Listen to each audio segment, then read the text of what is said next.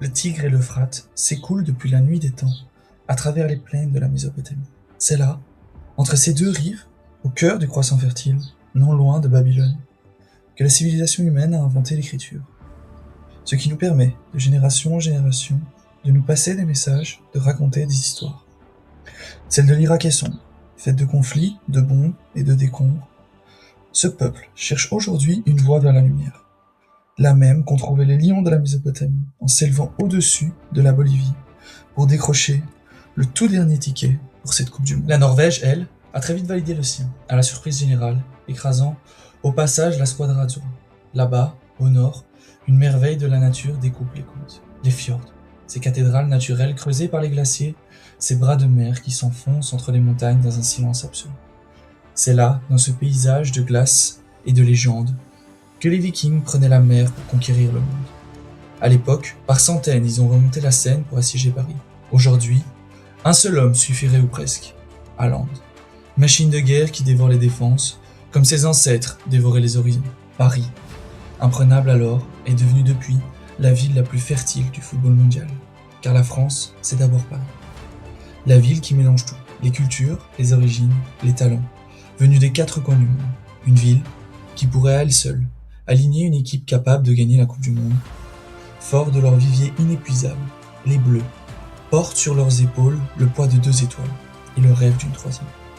Quelque part au bout de cet été américain. Liberté, égalité, fraternité. 3 mots pour une 3e étoile. De Paris, une route mythique s'élance vers le sud, traverse le désert, franchit les dunes, fend le Sahara et finit sa course à Dakar. Le Paris-Dakar. Ce trait légendaire qui relie 2 mondes, 2 cultures, 2 façons d'aimer la vie. Et au bout, le Sénégal vous accueille, comme seul le Sénégal sait le faire, avec la teranga, l'hospitalité en wolof, un sens de l'accueil que ses habitants portent comme une seconde nature. Les lions de la teranga la quittent cet été avec des ambitions à la hauteur d'une génération dorée. Menés par Sadio Mané, leur porte-étendard, plus que jamais légende de son pays.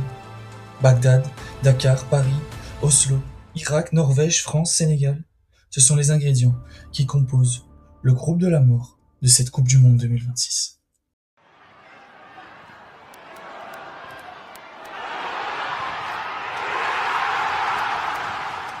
Bienvenue à toutes et à tous dans cette préface du groupe I, le dernier groupe de notre série vers le mondial, le groupe de la mort, le groupe où la France est donnée vainqueur par les bookmakers à 1,40, suivi de la Norvège à 4, du Sénégal à 8 et de l'Irak, le petit pousset, à 51.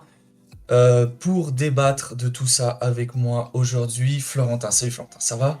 Salut Benjamin, bienvenue du coup dans cette, dans cette vidéo sur le groupe de la mort comme tu as pu le dire. Alors comme la dernière vidéo, ce qu'on va faire c'est que on va débattre de chaque match, nos pronostics, nos clés de match. Et à la fin on remplira ce classement, on mettra nos points, nos résultats et on verra aussi s'il y a un meilleur 3e. Alors on peut commencer tout de suite avec ce premier match. France-Sénégal. Alors la première question qui me paraît importante, c'est est-ce que pour toi, le Sénégal pourrait accrocher cette France qui paraît tellement solide? Oui, est-ce que le Sénégal a une vraie chance dans ce match? Je vais répondre que non.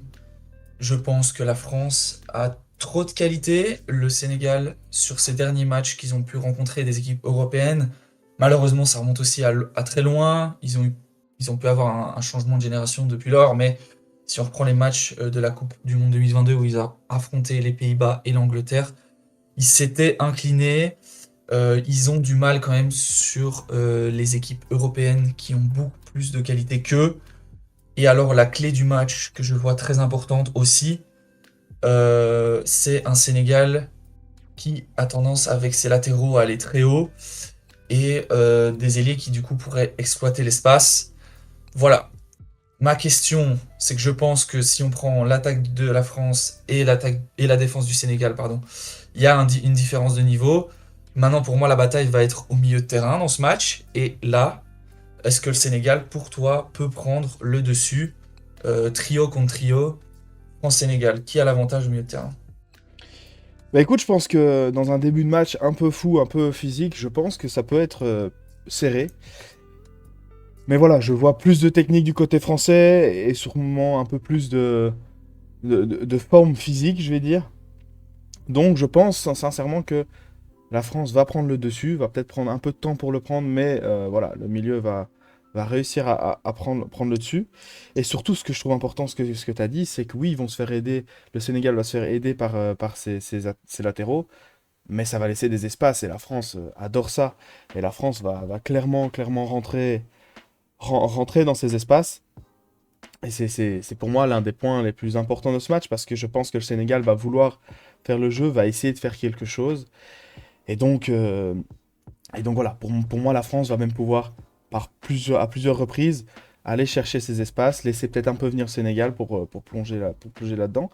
Et donc voilà, si aussi je peux poser une question qui pourrait être intéressante, c'est voilà, est-ce que la France va arriver avec une envie? Parce qu'on sait en phase de groupe, la France peut avoir un peu de mal. Est-ce que c'est parce qu'ils sont un peu de, entre guillemets, suffisance, ou c'est juste qu'ils ont simplement du mal à rentrer dans les tournois? Dis-moi ce que tu peux en penser. Oui, ils n'ont jamais réussi des parcours de groupe parfaits. Maintenant, j'ai toujours vu que le premier match, ils le réussissaient. J'ai vu aussi que sur les vrais matchs qu'ils devaient remporter, ils n'en ont quand même pas perdu beaucoup sur 2024, sur 2025. Ils sont quand même assez exceptionnels. Offensivement, il y a une stabilité défensive, c'est-à-dire qu'on a un 4 arrière qui est quand même assez défini, un gardien qui est posé, un milieu de terrain qui, voilà, je te posais la question, mais je trouve aussi qu'il y aura le répondant physique et qui techniquement est au-dessus du Sénégal et physiquement à égalité. Donc pour moi, un petit peu dans tous les compartiments du jeu, c'est avantage à la France.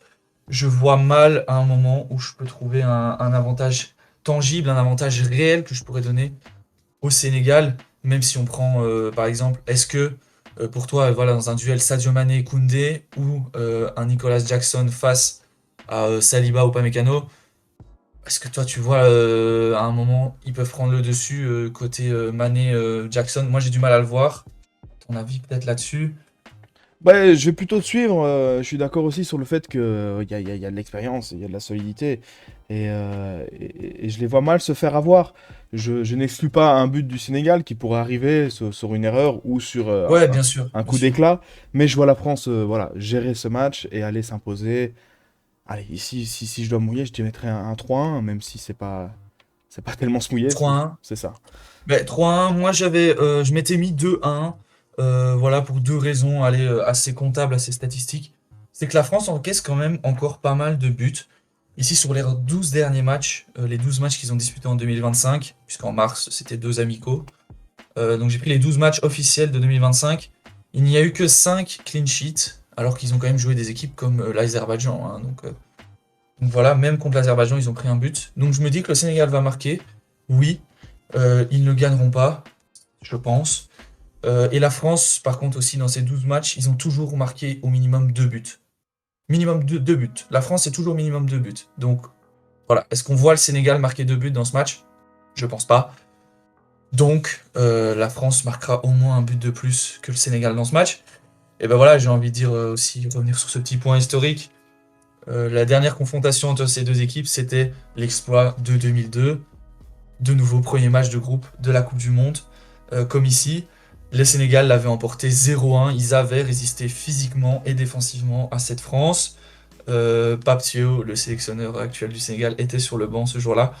But de Diop pour la victoire du Sénégal. On ne voit pas cet exploit se reproduire de mon côté en tout cas. Je pense que toi non plus. Oui, ouais, je suis plutôt d'accord. Et ben voilà, on va passer au deuxième match de cette première journée. Irak-Norvège. On va faire un point sur l'Irak, vous donner des infos sur cette équipe très rapidement, puisqu'on n'en parlera pas trop après dans ce groupe de la mort. Malheureusement, ils n'ont pas leur chance pour nous. Donc voilà, vous donner les clés. C'est une équipe qui est emmenée par Graham Arnold, ancien entraîneur de l'Australie à la précédente Coupe du Monde, emmené par leur capitaine, Emain Hussein, qui marque la plupart des buts, le vétéran numéro 9. Voilà, beaucoup de talent au milieu de terrain, beaucoup de jeunes pépites au milieu de terrain dans l'équipe d'Irak. L'équipe d'Irak, c'est une équipe qui va jouer tous les matchs en 4-4-2. Ils vont proposer un bloc bas dans leurs trois matchs. Donc voilà, est-ce qu'ils vont avoir la capacité de résister? Je peux déjà vous dire que non, parce que quand on remonte dans l'historique de cette équipe d'Irak, les seuls moments où ils ont créé l'exploit face à des équipes plus fortes, Si je remonte sur les 5 dernières années, on a un 2-1 victoire contre le Japon, 0-0 contre l'Équateur et 0-0 contre la Corée. Mais c'est des équipes qui, à ce moment-là, n'avaient pas la capacité offensive de marquer et de la mettre au fond, en fait. C'est des équipes qui dominaient pendant 90 minutes, mais qui n'arrivaient pas à marquer. Voilà, on avait 2-3 XG et ça ne rentrait pas. Je pense que ce ne sera pas le cas de la Norvège, du Sénégal et la France, pour moi, pour en parler après. Donc c'est une équipe qui finira 0 sur 9. Ils ont vraiment pas de chance de tomber dans ce groupe, parce que pour moi, quand on épluche, ils sont quand même plus forts que par exemple Curaçao, l'Arabie Saoudite et tout ça. Mais là, ils sont tombés sur le groupe de la mort, malheureusement. Donc voilà, pour ce deuxième match, la seule question que j'ai envie de te poser, c'est quel score tu vois, à quel point la Norvège va humilier l'Irak. Bah écoute, moi je pense que la Norvège va vouloir bien rentrer dans ce mondial. Ils ont l'occasion de le faire en commençant contre ce match contre l'Irak. Et je les vois essayer d'aller marquer des buts, bien sûr, essayer de prendre le plus de buts, en sachant qu'en plus ça peut être intéressant pour le classement du meilleur troisième.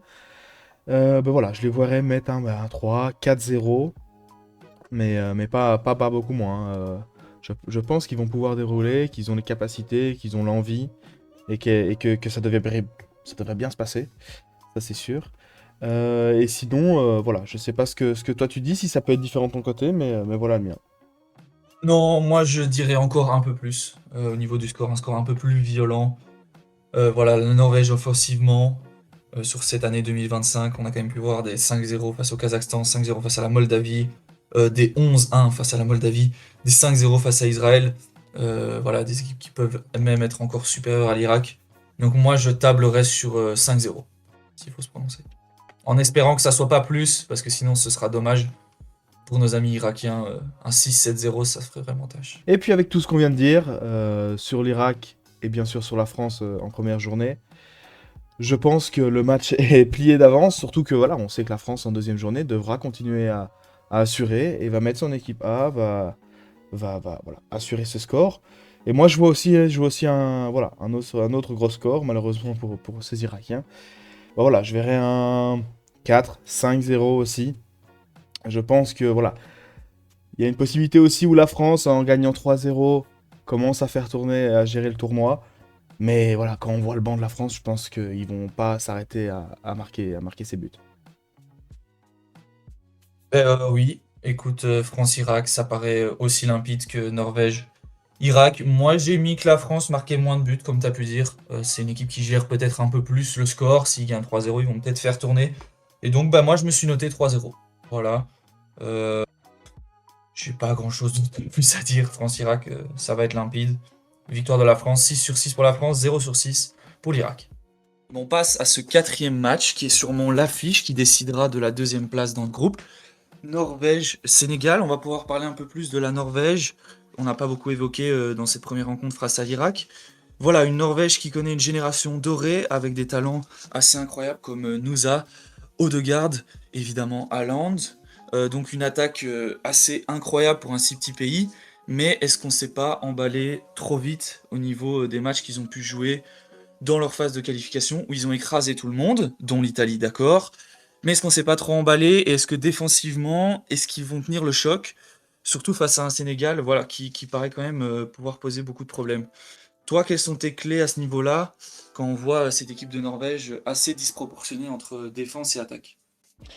Mais voilà, moi je pense que du coup, ce match va être plutôt ouvert parce que je vois un Sénégal qui aura aussi envie d'attaquer et qui va essayer d'aller apporter des attaques. Donc voilà, moi je pense que le match va être plutôt ouvert et qu'un gros duel va se faire au milieu de terrain, à voir si les Norvégiens vont le tenir. Je sais pas ce que t'en penses de ce duel dans le milieu de terrain. Ouais, le duel du milieu de terrain, moi j'y crois que c'est la clé du match. On parlera peut-être de déroulé qu'on peut voir au niveau du score, parce qu'il y a toujours le score effect qui fait beaucoup. Mais pour moi, au milieu de terrain, il y a vraiment que Odegaard qui est au niveau top européen, alors que Berg, les deux Berge et Berg, sont en dessous pour moi de par exemple Pape Gay, Pape Matarsar ou Gana Gay et Lamine Camara qui pour moi sont des joueurs qui vont être au-dessus et qui vont beaucoup embêter Odegaard, qui est un joueur qui se blesse pas mal, qui pour moi est surcoté, qui dans le combat physique est très très embêté. Donc moi je vois un Sénégal au-dessus sur ce milieu de terrain.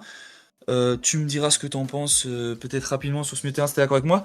Moi, la question que j'ai envie de te poser, c'est à quel point la charnière du Sénégal peut résister à Erling Haaland, qui semble être le meilleur attaquant du monde actuellement. Donc, je parle de Koulibaly et Moussa Niakhaté, pardon. Bah écoute, pour le milieu de terrain, je suis plutôt d'accord avec toi. J'ai peur qu'on dépende un peu trop de Odegaard et en plus de ça, la qualité est plutôt bonne du côté sénégalais.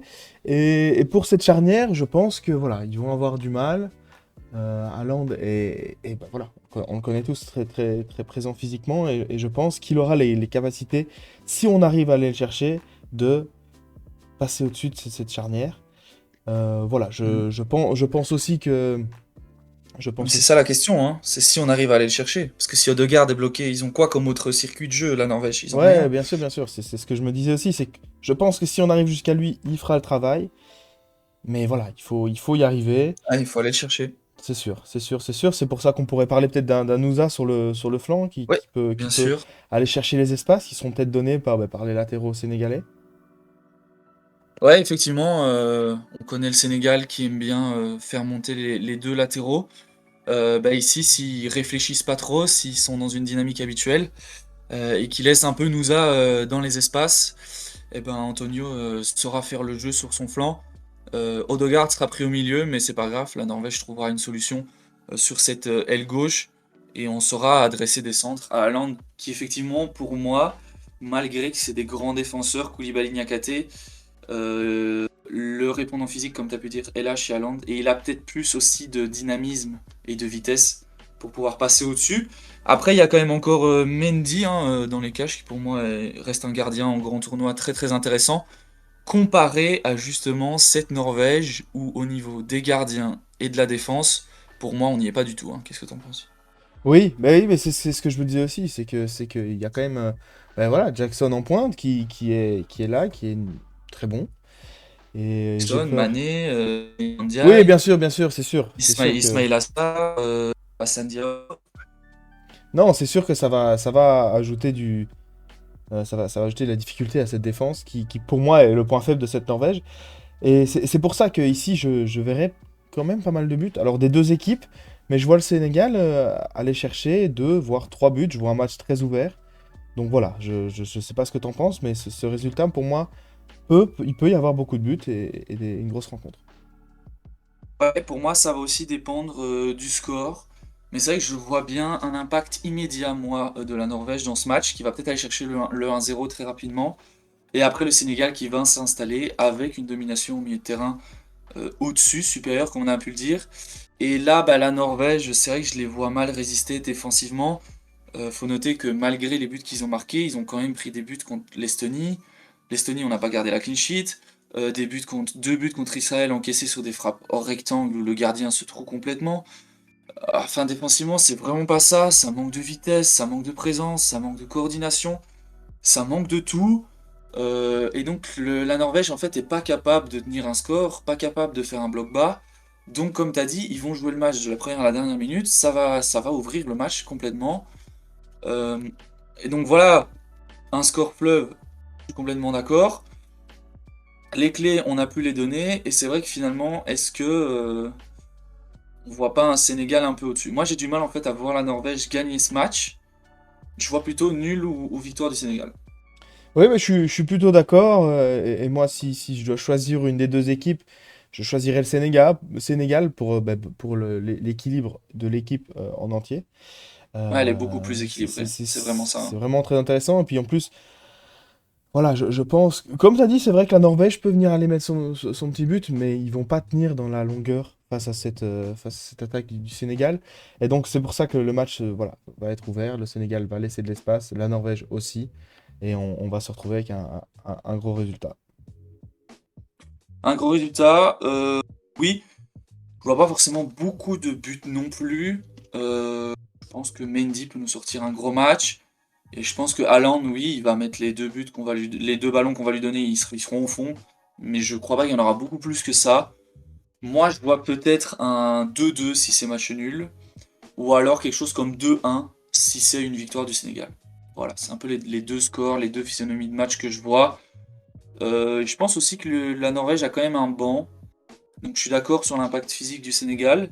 Mais il y a quand même des joueurs sur le banc assez intéressants côté Norvège. On peut quand même dire que Sorloth pourrait par exemple monter à la 60e à la place de Haaland si on trouve pas Haaland.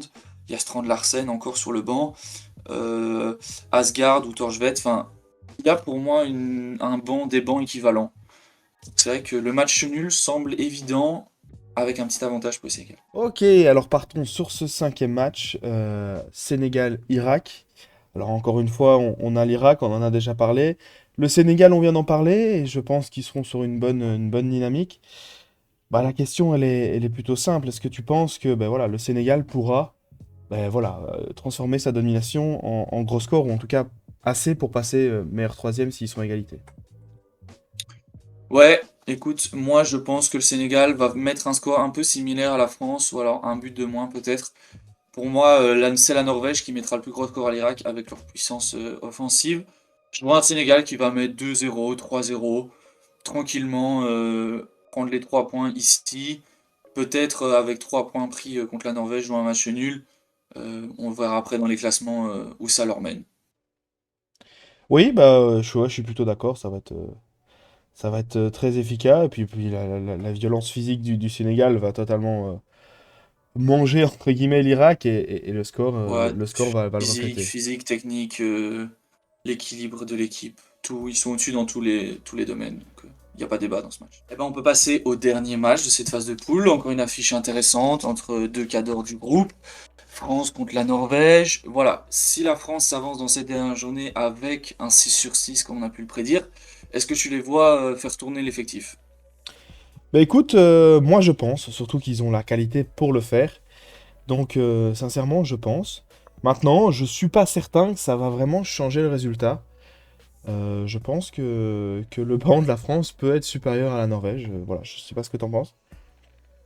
Ouais, moi, ce qui me rend fou, c'est cette stat historique aussi. C'est que la France, Euro, Coupe du Monde, ensemble comprise, depuis 2006, dernière fois, c'est la dernière fois qu'ils ont gagné, remporté le dernier match de leur phase de groupe. Donc à chaque fois, soit parce qu'ils étaient pas dans leur dynamique, soit parce qu'ils ont fait une rotation, par exemple comme en 2022 où ils avaient un 6 sur 6 et ils ont perdu 0-1 contre la Tunisie parce que Deschamps avait fait tourner toute l'équipe. Donc voilà, je pense effectivement qu'il va faire tourner. Je pense aussi que bah, ça va rendre la France, qui est déjà parfois vulnérable défensivement, un peu plus vulnérable. Donc je vois la Norvège au moins marquer un but dans ce match. La France, effectivement, comme tu as dit, a un bon banc, donc je les vois aussi marquer un but. La question, c'est, voilà, qui l'emporte, match nul, comment tu vois le truc? Mais écoute, déjà pour rebondir sur la statistique que tu as pu donner, moi ce que j'ai vu aussi, c'est que la dernière fois où la France a fait un 9 sur 9, du coup aussi heureux Coupe du Monde combinée, ce 9 sur 9 c'était en 98, l'année de leur première Coupe du Monde. Donc ça peut être aussi intéressant de voir si ça peut être le cas. Mais parlons plus simplement de ce match, je pense que la France va pouvoir continuer à dominer, mais c'est sûr que la Norvège va exister offensivement, et ils pourront aller marquer un, voire deux buts, et donc le nul est plus que possible, voire un nul est envisageable. Ouais, je suis d'accord. Voilà, on a dit que la France, par nos deux statistiques assez historiques, ils ont du mal à faire le perfect. C'est des équipes qui avancent dans le tournoi, en fait, très très bien, la France.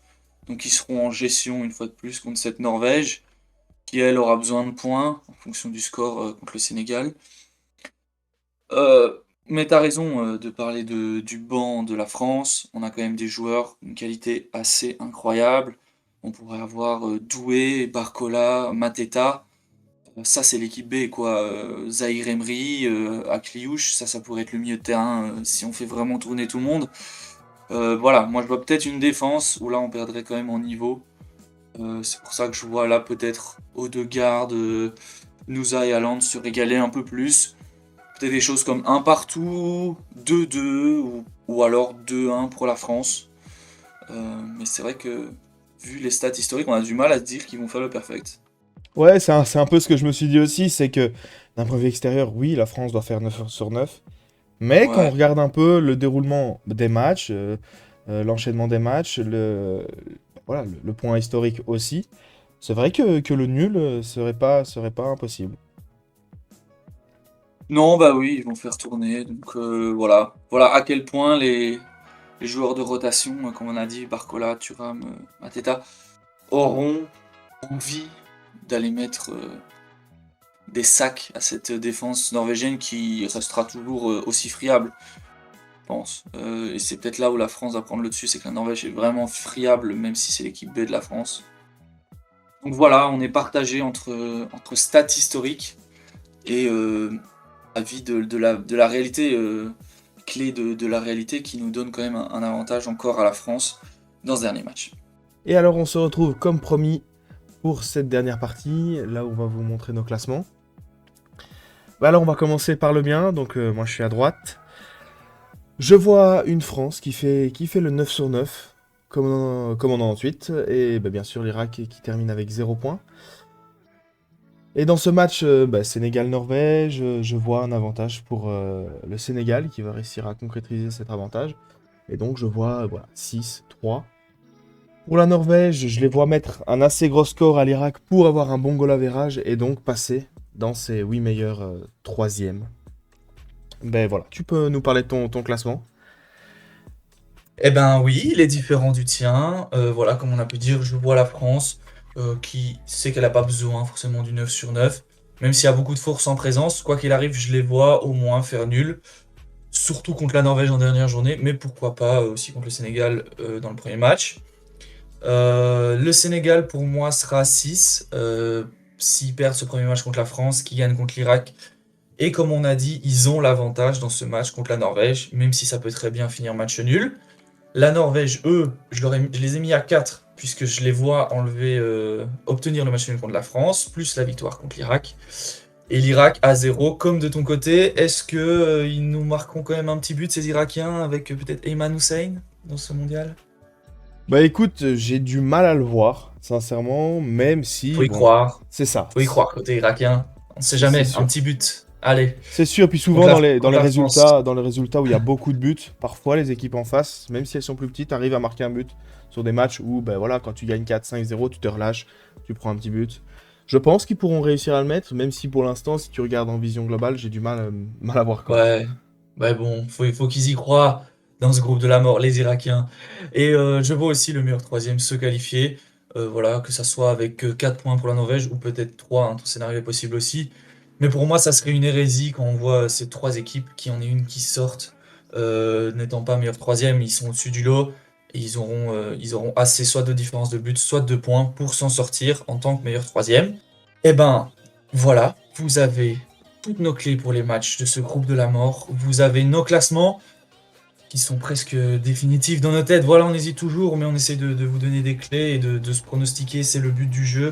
N'hésitez pas, vous aussi, à vous prêter au jeu, à nous donner vos classements en commentaire, à vous dire si on se trompe. Surtout nos amis français, nos amis sénégalais, n'hésitez pas à nous donner vos avis, comment vous voyez le mondial pour ces deux équipes. N'hésitez pas aussi à liker cette vidéo, n'hésitez pas à vous abonner à la chaîne Retour au Foot. N'hésitez pas aussi à aller consulter la playlist. C'était aujourd'hui la dernière préface sur ces 12 groupes de la Coupe du Monde. Donc toutes les autres préfaces sont disponibles. Vous pouvez aller vous régaler. Le 11 juin, c'est encore loin. On a le temps de regarder les 12 vidéos, de les regarder une fois, deux fois, trois fois. N'hésitez pas. Et surtout, n'hésitez pas à vous abonner parce que ce qui va arriver très bientôt, c'est la vidéo qui va gagner la Coupe du Monde. Notre avis sur qui soulèvera le trophée en juillet cet été en Amérique. Et on aura notamment dans cette vidéo la France, l'Allemagne, l'Espagne, le Portugal. On parlera de tous les plus grands favoris en profondeur, en long et en large. D'ici là, je vous dis salut à tous, salut Florentin. Et salut à tous!